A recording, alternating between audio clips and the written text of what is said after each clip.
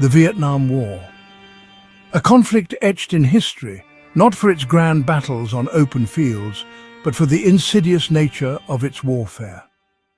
From 1955 to 1975, the dense jungles of Vietnam became a battleground where the United States found itself embroiled in a conflict unlike any it had faced before.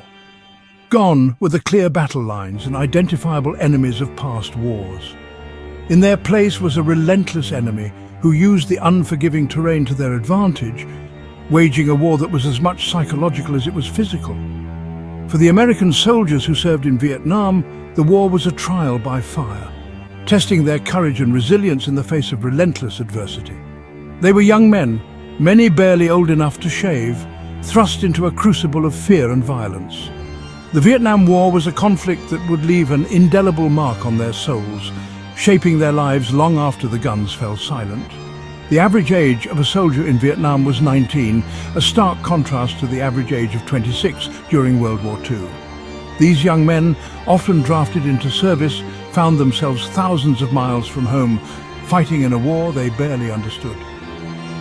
The Vietnam War was a conflict that would challenge their perceptions of war, of humanity and of themselves. The jungles of Vietnam were a world away from the familiar landscapes of America. The humid, oppressive heat was a constant companion, sapping the soldiers' strength and resolve. It was a suffocating heat that seemed to amplify the tension, making every rustle of leaves, every snapping twig a potential threat. Beneath their heavy gear, sweat soaked their fatigues, chafing their skin and adding to their discomfort. Dense, tangled vegetation choked the landscape, limiting visibility and making every step a struggle. The jungle floor, a treacherous tapestry of mud and decaying vegetation, could swallow a man whole.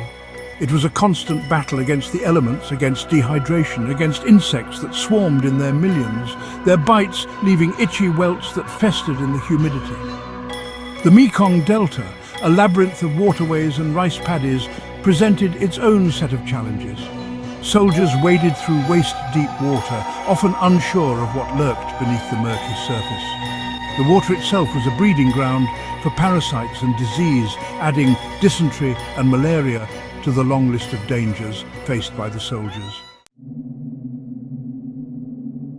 Unlike previous wars, there were no clear battle lines in Vietnam. The enemy was elusive, a phantom presence that could strike at any moment and then disappear back into the jungle. This was the essence of guerrilla warfare, a tactic employed to devastating effect by the Viet Cong. They were masters of camouflage, blending seamlessly into the jungle, their knowledge of the terrain rivaled only by their determination. The constant threat of ambush weighed heavily on the minds of the American soldiers. Every patrol, every mission outside the relative safety of their bases was fraught with danger.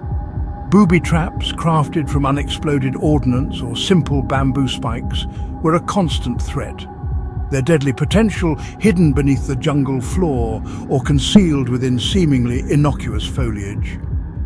The Viet Cong were experts in using the jungle to their advantage. Tunnels, dug deep into the earth, provided them with a network of hidden pathways, allowing them to move unseen and launch surprise attacks. They were fighting for their homeland, and their intimate knowledge of the terrain made them a formidable enemy.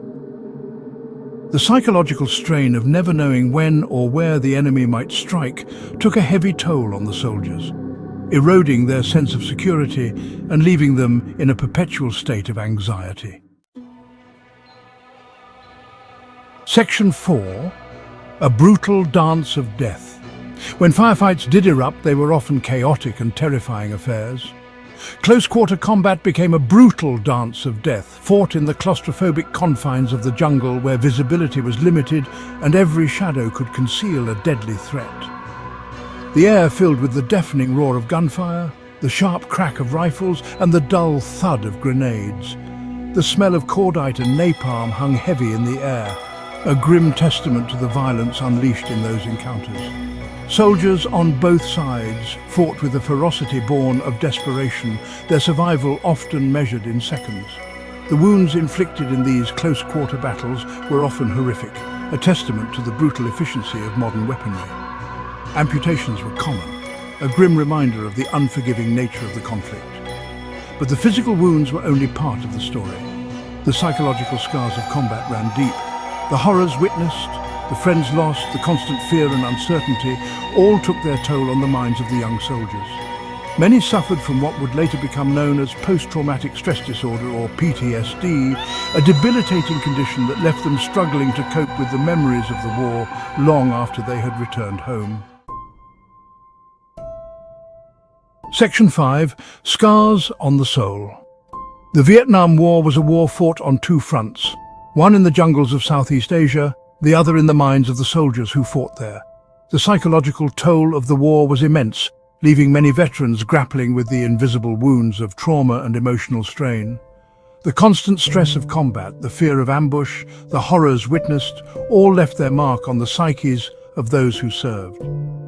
Post-traumatic stress disorder, or PTSD, became a common ailment among Vietnam veterans.